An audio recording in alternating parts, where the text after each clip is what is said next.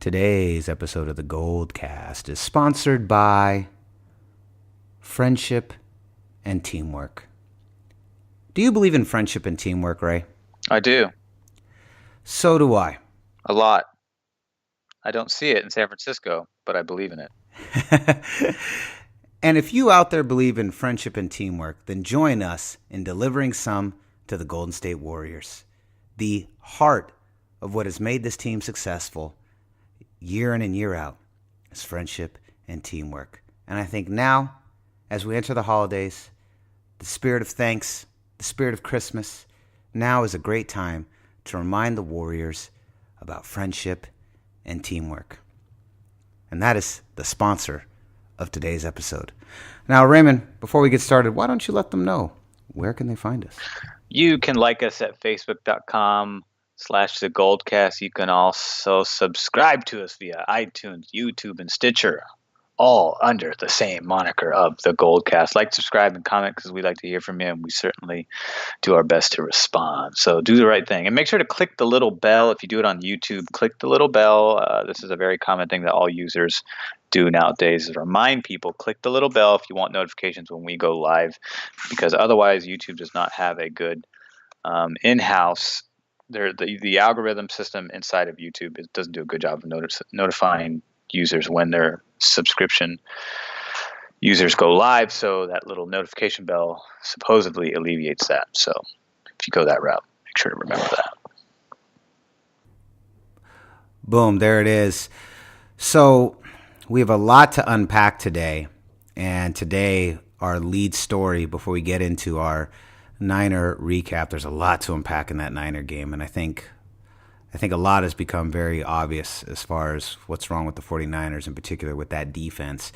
But first up, we are going to talk about the Golden State Warrior drama, the drama, because it's a little disheartening and really scary. And I have, in terms of if you're a fan, and I have some points I want to talk about. There's some things I want to talk about it with, of course, my esteemed brother. We are going to discuss that, and then we're going to get into the 49ers and the Giants. A lot to unpack today on this scary edition of the GoldCast.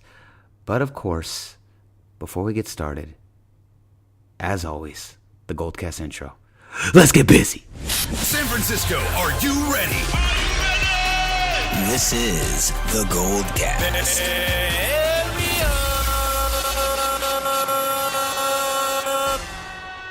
Boom! Welcome to another edition of the GoldCast. We are the voice of the Bay. I'm your host, Rudy Solis III, and with me is my brother, my co-host, Raymond Solis first, baby. Boom! Get in where you fit in. Here we go. GoldCast edition 2018. Only 2 more months, or a month and a half left before we enter the new year. Lots of things coming to an end. And the one that feels like it may be coming to an end is the strange, to me, shocking, out of nowhere, crazy drama we had on Tuesday. We were planning on recording, and then all of this went down, and it actually made sense to not record, to wait for a day to get all this information about the Warriors, because this was pretty wild. I'm sure you guys have heard it a million times. We had a situation in overtime against the Clippers. Draymond Green has the ball, taking it down the court. He doesn't give it to KD. They end up losing the game. KD is very upset afterwards. This leads to a huge argument. Draymond Green reportedly, this is all, via everything we've read, reportedly called KD several times a bitch, and then also called him out for the free agency and not making it, not toning the story down, kind of called him out on the free agency problem. Then you get some other reports, an anonymous Warrior saying that he believes that KD is for sure not re-signing in the summer, and then saying that the team was a little bit split, that some had no issue with what was going on with all the outside chatter. Others said that this anonymous Warrior said that other Warriors do have an issue with the impending free agency of KD. Klay Thompson came out and said, as soon as we start winning, I'm paraphrasing. This will all go away like a ponytail. I don't know what the hell that means, but once again, that is just a brilliant thing. Clay's the best. So you can never. I don't think anyone in the world is ever mad at Clay. He's really good at not pissing anybody off. And so now we have this situation, Ray, that to me kind of stopped me in my tracks. You have a team that's 12-3. You have Steph looking like vintage 2015 Steph, 2016 Steph. You have a Warriors team that came out the gate red hot, has only lost 3 games, has been on fire. A team that looks motivated, that to me is gelling in a way that we did not see last year. I think we expected them to come out of the gate looking like this last year. They didn't. They kind of admittedly stumbled out. And here they come in, guns blazing. And then we get this just heart-stopping, derailing situation between Draymond and KD. And it shocks me. It saddens me. And I am reminded again, and I mentioned this, if you go all the way back, and we'll put it on YouTube if you're on YouTube so you can revisit the episode. I'm going to put it on right here. But I originally compared the signing of KD, the last free agent we signed that was that big in San Francisco was Deion Sanders in the 90s. And Deion Sanders propelled the Steve Young-led 49ers to our 5th and at this point, final Super Bowl win in the Dynasty era. We haven't won one since. But many believe that Deion was the difference maker. The following year, he left and signed with the Cowboys, which helped swing that pendulum back in that direction. And the Cowboys won their third Super Bowl in 4 years. And I mentioned before that this felt like it. For me, because KD is so big and he is like a Deion, there's a part of me that because I associate it with that era, I have always felt like KD is a rental, that we just can't have something that nice forever. But I want to hear your thoughts on it. What do you think about everything that's gone down? I just want to hear your thoughts. Go for it. You got the mic. Well, it was a little surprising, and I feel like Durant, like the saying goes, winners always want the ball. And Durant, decidedly so, is clapping his hands like, hey, pass me the ball, pass me the ball. And some people might take exception to that. I've heard fans online talking about taking exception to somebody clapping the ball. I've seen that happens in every single basketball game all the time. People, someone claps to the ball to just get their teammates' attention. You have you have tens of thousands of people, making noise, and it can be sometimes hard to hear anything. So making a sharp clapping sound to alert your teammate that you want the ball is something that happens on a regular basis in terms of getting the attention of your teammate. So that I didn't really have a problem with, even though some people did. I think some people are just, if you're watching from home, then you have a completely different perspective, auditorily, visually, and of course psychologically. But what was said, it really sounded like, to me, Draymond was way out of line. He made it personal. Boogie Cousins is trying to, of all people, is trying to mediate and be the peacemaker and pull Draymond to the side, saying, hey, you need to calm down. This isn't right. And, Draymond's going on and on. He's a bitch. He's a bitch. At that point, he's so mad that now he's just making it personal because he's mad. And perhaps, revealed something about his own resentment that had clearly been stewing and reached a boiling point when Durant got frustrated at the fact that he didn't get the ball and wanted the ball at the very end because he's one of the best shooters in the game. He's arguably the best player in the entire association next to people like, LeBron and Curry. So why wouldn't you put the ball in his hands and give him a shot at the final shot?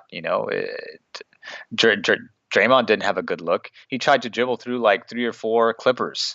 What were you going to do there? And all he ended up doing was fumbling the ball and losing the game when you could have given it to Durant. And Durant could have taken a huge, because Durant's range is so insane. He could have taken it. Thompson could have taken a shot too. He's got more range than Green.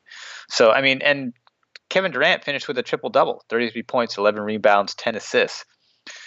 Thompson also had 31 points that night too. So you clearly your scorers were contributing. You just didn't get enough defensive stops, and when the game counted the most, you put the ball in someone's hands who doesn't typically make that shot. So I'm not sure what he was thinking strategically speaking, but what in terms of what was and going back to what was said, I feel like Draymond was 100% out of line. You don't make it personal and start talking about your free agency or impending free agency and what's going to happen. That shit needs to be left at home. And I don't necessarily know if Durant's made a huge deal making the free agency thing a big deal. I think the press is the one who really kind of antagonizes that whole story because it's their job. And, the more annoying it is to us fans and to the players, then I guess the press is trying to do their job. And I personally don't like it. I think it's annoying. I think it's kind of rude when a player is trying to really focus on the season and trying to win a championship, and every single game someone brings it up, or every other press conference somebody brings it up. That to me is stupid. But to make the comment about being a bitch and your potential free agency in the offseason, what's going to happen with that, whether he's going to stay a Warrior. Here's the thing. If he was going to be a Warrior, he would have just said, hey, I'm signing with the team next year, and that's a done deal. Then it would have just been the end of it, right? But the fact that he doesn't do that obviously alludes to the fact that he's not completely all in, even though that's kind of what he said when he first came here. I mean, he spent 10 years in OKC, and now as things have gone on with the Warriors, he's been talking about, I've never gotten a max contract before. That seems to be kind of a passive way of saying, I'd like that money. And to be honest, last year when he won the second championship and got the second NBA Finals MVP second time in a row, the owners clearly said, give KD whatever he wants, so I'm not sure what offer was made, that didn't necessarily come to fruition, but, apparently it ended up being 2-year deals, $30 million player option at the end of the season. So, but the media is going to, be all over this like they should, rather annoyingly so. But I think what comes down to, when you break it down, I think Klay Thompson has the right frame of mind, because that's the temperament I tend to have, me personally. So when I hear Klay Thompson say what he says, which is like, hey, they're grown men, they're going to brush it off. We just need to string some wins together, and then it's going to be like a ponytail in the back of your head. So then yeah, that's what needs to happen. And I think that's what's going to eventually happen. They landed in Houston today. They landed, hours ago. So there's a good chance perhaps they go out and hash it out then, and they need to. So, and Durant obviously pays way too much attention to social media, reacts way too much to people, and cares way too much about what people think of him. And he obviously he's a little bit more on the thin skin side. But if there was any chance of KD coming back next season, I think this particular rift certainly puts that in heavy question. And anything can change between now and June. That's a lot of basketball. That's a lot of emotion, roller coaster of emotions that's going to transpire between now and then. So anything can happen. But as it stands right now, if the season were to end now, KD would probably leave. That's what I think. I mean, I'm not sure what you think as far as that part of the story goes, because that's where the story is going to end up when it gets revisited back in June or later on in June. I agree. I agree that if the season were to end today, I think KD wouldn't resign. I also think that Draymond was really out of line. And, we've heard before I've heard interviews with Curry talking about how Draymond is highly competitive, that like even in practice, I mean, he treats those guys exactly like he would treat the opponent, talking smack, getting super physical, trying to get in their heads, doing all the Draymond Green things that he's known for that make him such a competitive and difficult player to compete against. He does that to his own team. And, this has been recorded, this has been documented. It's his best and worst attribute. It is. Absolutely. It is. And so I totally get it, but at the same time, there's a time and place for all of that. There's a time and place for when all of that is acceptable, and that's one of his greatest attributes, and one of his worst attributes is that he gets into this red zone, and he sees nothing but red, and unfortunately, it's pointed at whoever's in front of them, regardless of the uniform. And this time around, it was pointed at the most important player on the team, but behind Steph Curry. The second best player in the world, the guy who tipped the scales and really basically ended any possible doubt that the Warriors were going to be capable of winning several more championships. It ended the day that KD signed. So I think he was out of line. I think the suspension was justified. And let me flip this to another direction here. I'm gonna touch on something that I don't really hear many people mention. I think I've mentioned this briefly before on the GoldCast, but here's what really pisses me off about the entire KD situation, just in general, is that if LA or Boston had drafted these exact players, if LA had Steph, Clay, Dre, they had just beaten LeBron, lost to LeBron, coming back for trying to make a third run, and KD signed in LA. If this exact team, the 2015 team, was there in Los Angeles and they were the Lakers instead of the Warriors, and KD signed to them, everyone would be talking about the star power of the Lakers, their ability to stay virtually invincible. They would talk about the allure of Los Angeles. They would talk about the history and all of the great players that have worn these uniforms, and that's what they would talk about. They would simply talk about the dominance of the Los Angeles Lakers and their ability to constantly stay relevant and on top as one of the premier franchises. If Boston Celtics had done this, they'd be talking about the legacy of Boston. They would talk about if Boston had all these players, all the exact Warriors players were in the green and yellow, right? They're over there, and they would talk about the dominance of the Celtics. They would talk about the ability to sustain this franchise over so many decades. They would talk about the legacy of Boston as a championship city, title town, USA. These are the things that they'd be talking about. But ever since KD has signed to Golden State, all we've heard about is how lopsided it is, how unfair it is, how boring the league has become, how top heavy this is. And what really drives me nuts, Ray, what really boils my blood is that I feel like LA and Boston, they can do this all the time on any of their teams. They're allowed to do this. But God forbid some tiny little team with a 40-year lackluster history does the same thing. God forbid that a Bay Area team from what was considered for a long time to be a major, like on the fringes of a major market. The Giants were on the fringes of a major market before 2010. The only team that wasn't considered that was the 49ers because of just how insanely much money they make for the NFL. But the Warriors, God forbid the Warriors do what the Boston Celtics and the Los Angeles Lakers have been doing forever, which is creating the best team and then signing the best free agents. The Lakers have done that forever. Boston's done that forever, cultivating incredible players through the draft and then using them as pieces to sign huge players. God forbid the Warriors do the same thing and play the same game. Now it's lopsided, top heavy. I heard this stated about LeBron, and I thought this was really fair. Bill Simmons said this, and I thought this was the most honest argument I had heard. He talked about when the Lakers first signed LeBron, he said, the Warriors actually did everything right. They built a team through the draft. They built this team up. They won a championship, and then they were able to sign the best player available, and he went to the best team available at the time. And they did everything right. They built this team through the draft. Not even number one picks. They didn't even tank to get there.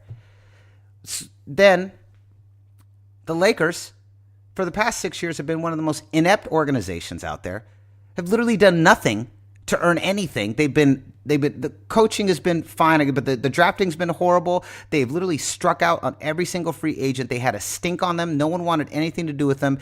And then they signed LeBron by virtue that they make movies out there. They've literally done everything possibly wrong, and no one's mad. It's the allure of the wine and gold. And it just frustrates me because I think a big part of this, I'm tying this all back, a big part of why KD even feels the need like he should leave is due to this exact fact, is due to the fact that he gets so much shit for making a decision that to me makes total sense. Why wouldn't the best player available want to be with the best team available? Why is that wrong? Literally, LA and Boston have been doing this the entire time. 16 titles in one town, 17 in the other. You think they got that through the draft? Give me a break. And it just boils my blood because I really think that so much of what fuels KD in feeling like maybe he does need to go somewhere else is this narrative. And I think the media hasn't let it die because, the media wants to tear this team apart so badly they want to see this come down. And they're it's the hypocrisy of that. It's the hypocrisy between how other franchises, in particular those two franchises, are treated versus a city or a team like Golden State, like the Bay Area. That's what boils my blood. And if you're listening to this GoldCast, I hope it boils your blood too, because this pisses me off. All right, Ray, your turn.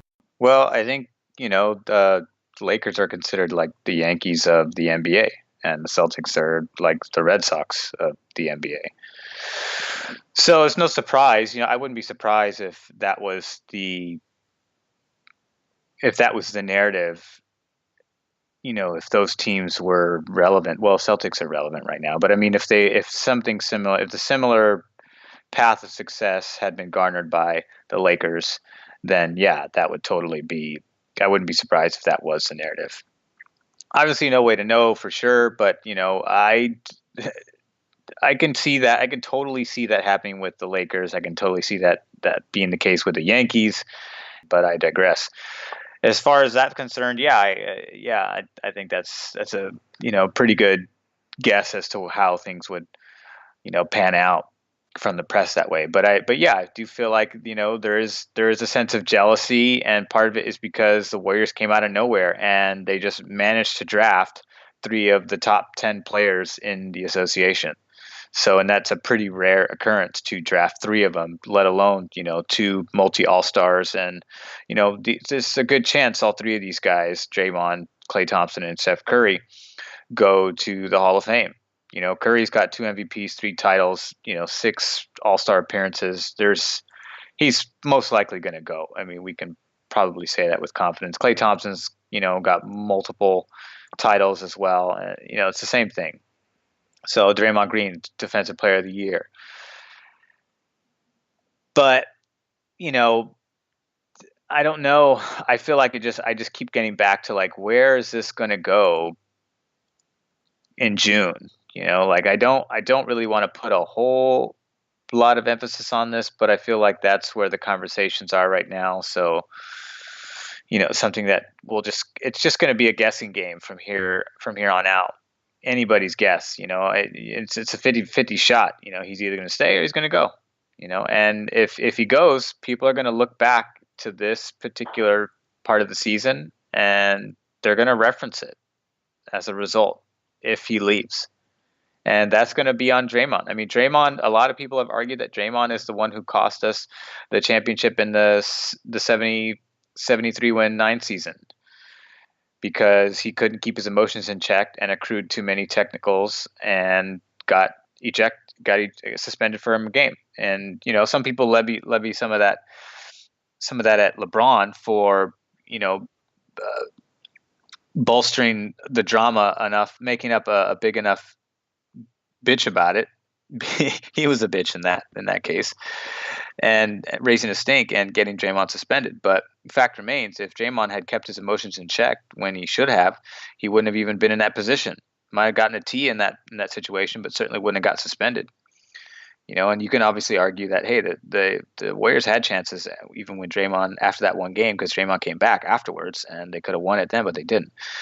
But I don't want to get too deep into the weeds of what it could have, should have, but that's just something that's going to be added to the resume of Draymond can't control himself, and these are the moments when that lack of discipline really created really had a negative impact that was truly detrimental to the team and in the true sense of the definition.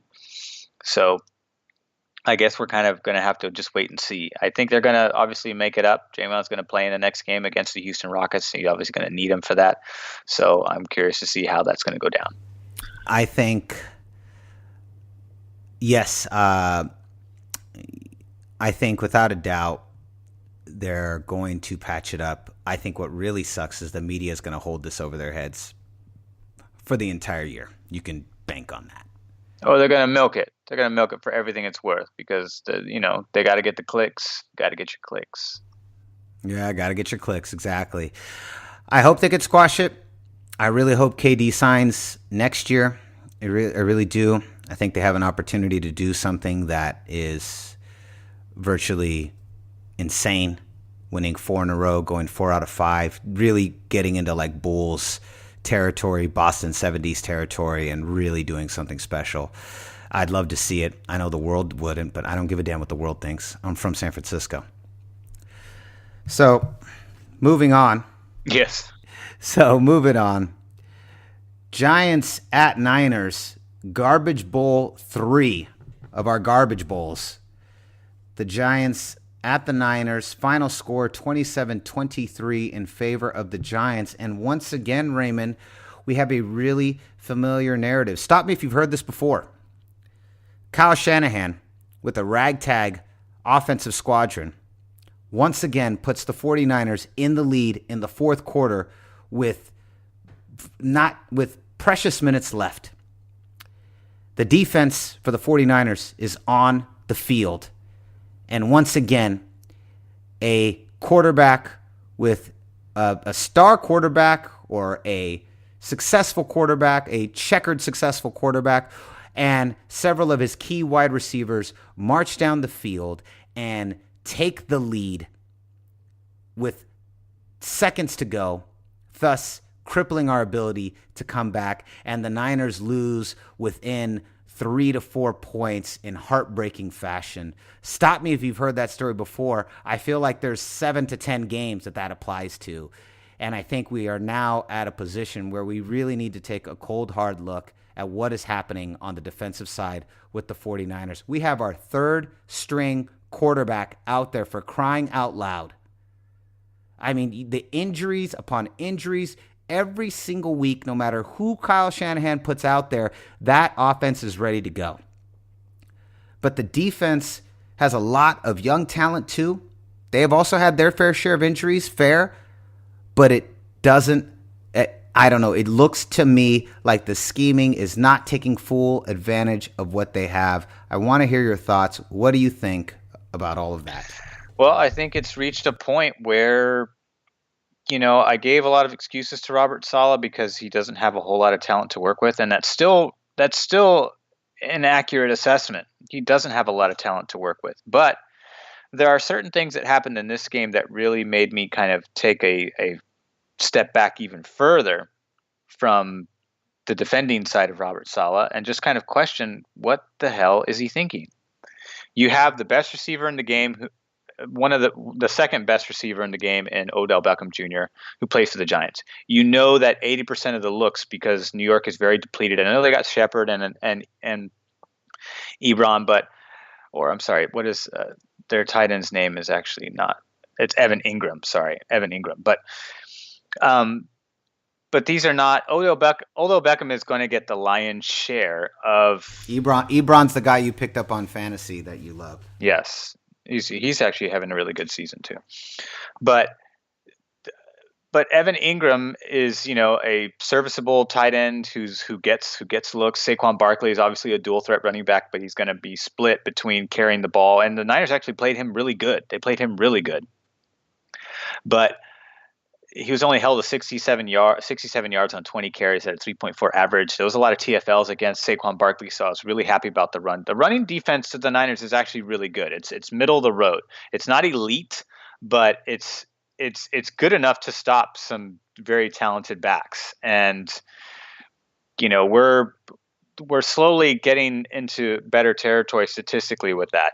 Tampa Bay is kind of middle of the road. We're actually a few spots better than them, inching our way towards top 10. So that'd be nice if we can achieve that.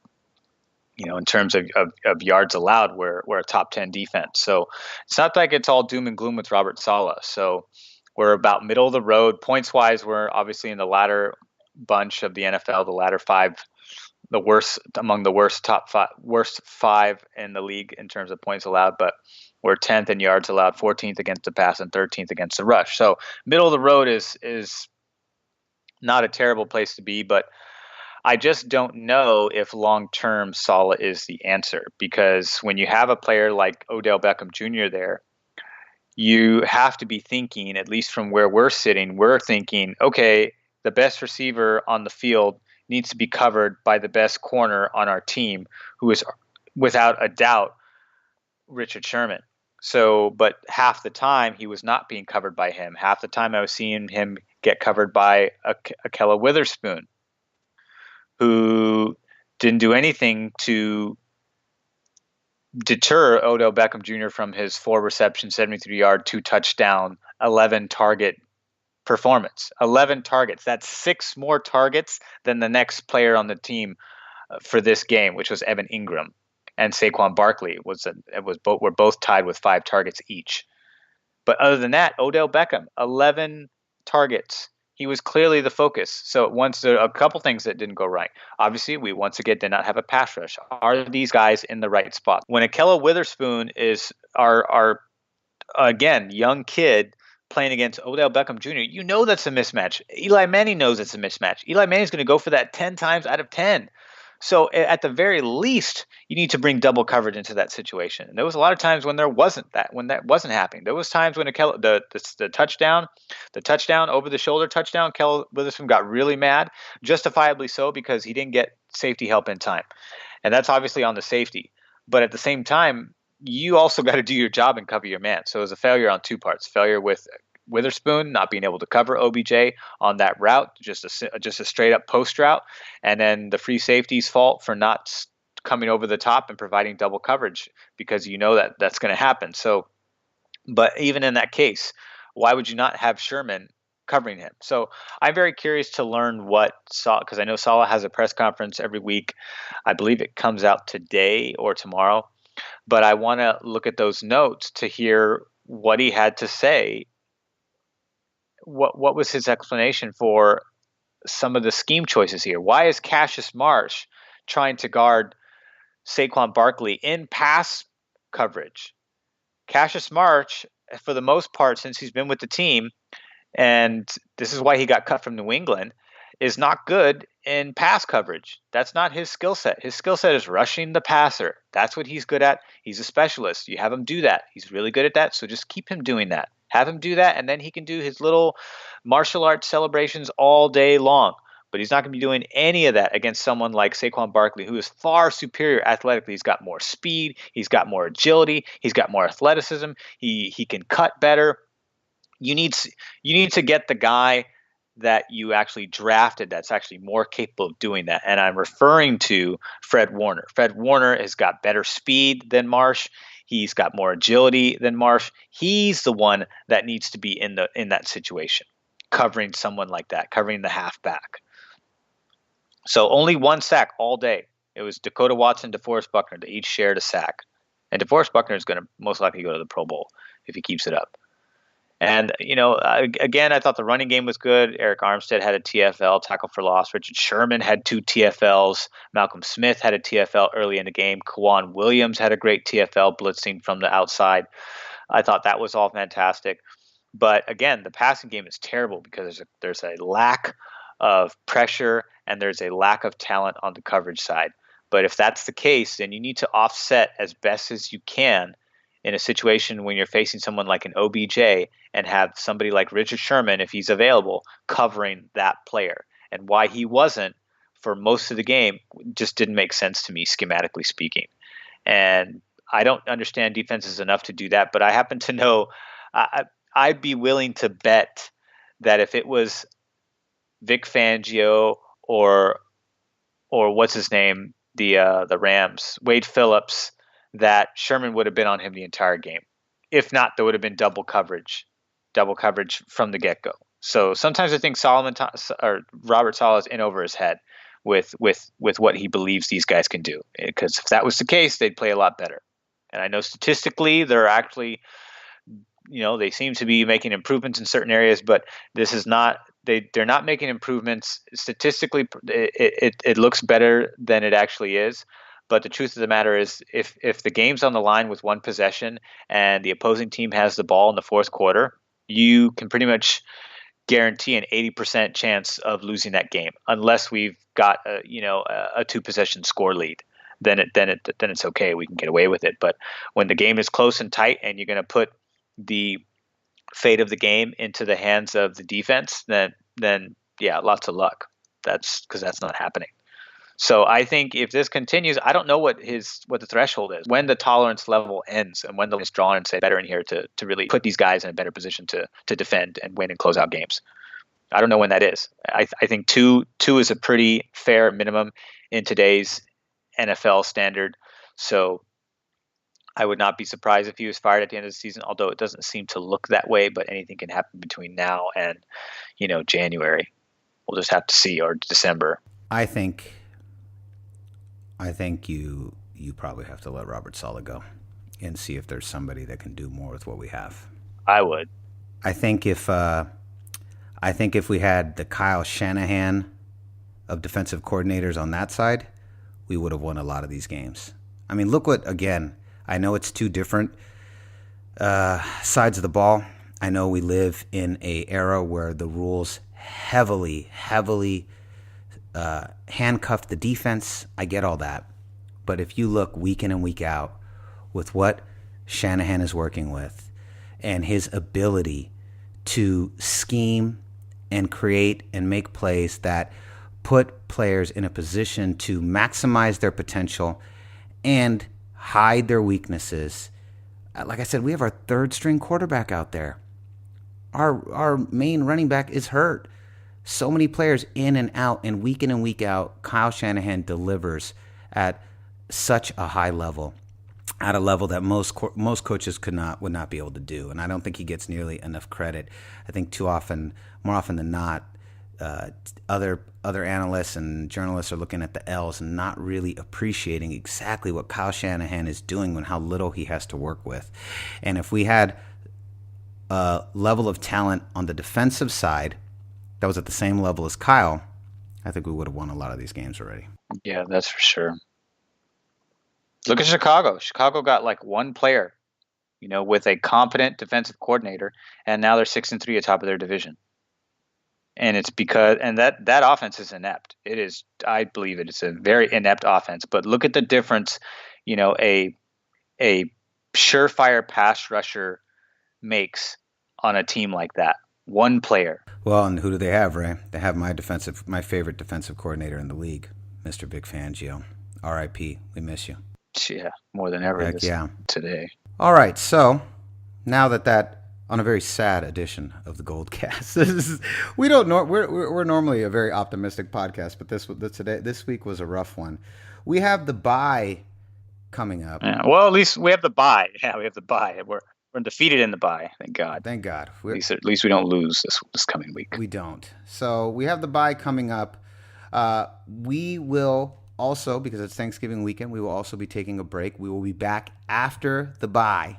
We'll be back to recap week 12 of the 49ers when they come back, and they'll be playing the Buccaneers, which is, they're a lot friskier than other teams. This was my fourth-ish garbage bowl, and then the end of the garbage bowl run comes to an end, the garbage bowls.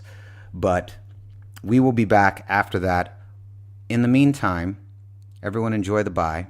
Enjoy watching the Warriors. Have a wonderful Thanksgiving. And we will see you on the other side. Raymond, before we go, why don't you let them know where can they find you? You can find me on Twitter at Ray Solis and on Instagram at Ray Solis1. I think the Tampa Bay game, this is another one where Niners could come out and pull out a win. You've got a team here that is among the worst in the league in rushing. They're a one-trick pony. So they're the best passing team in the NFL, but they're 29th in rushing offense. So and they're going up against, the 13th best rushing defense in the NFL. So, and we do a lot. We often hold guys to under 100 yards. Maybe collectively a team will get 100 yards against us, but their main back won't. And if the main back doesn't, then that makes it really hard for the other team to establish play action and establish balance on offense. We saw that against the Giants, but there was no pass rush. So Manning was still able to do what he needs to do. He's obviously back where if you force him to be one trick pony, he can still beat you. And he's got one of the best passer ratings in the fourth quarter because of that. But on the Tampa Bay side, before we go, I think we got a shot here, just like we did against the last three teams. The only one that seemed to succumb to us was the Raiders. And defensively, this is one of the worst teams in the NFL. They're marginally worse than us against the run, but in terms of points allowed, they're dead last in the NFL. In terms of yards allowed, they're 28th. In terms of passing yards allowed, they're 29th. And this is going up against a defense that is, again, ranked 27th, 10th, 14th, and 13th. So with the exception of points allowed, we're a middle-of-the-road or better defense, statistically speaking. So if we can get ahead of them in the fourth quarter and force them to try to play comeback by at least 2 possessions, then we can win games. Simple as that. So that needs to be the goal with the Niners going into this game in Tampa if they want a chance to win. Because if they leave it in single possession, it's, we all know what the odds are. 100%. 100%. So let them know, Ray. Where can they find you? On Twitter at Ray Solis and on Instagram at Ray Solis1. Boom. I think you already said that. I just realized that. I think you did say that already. Yeah. You heard it again. For those who are not paying attention.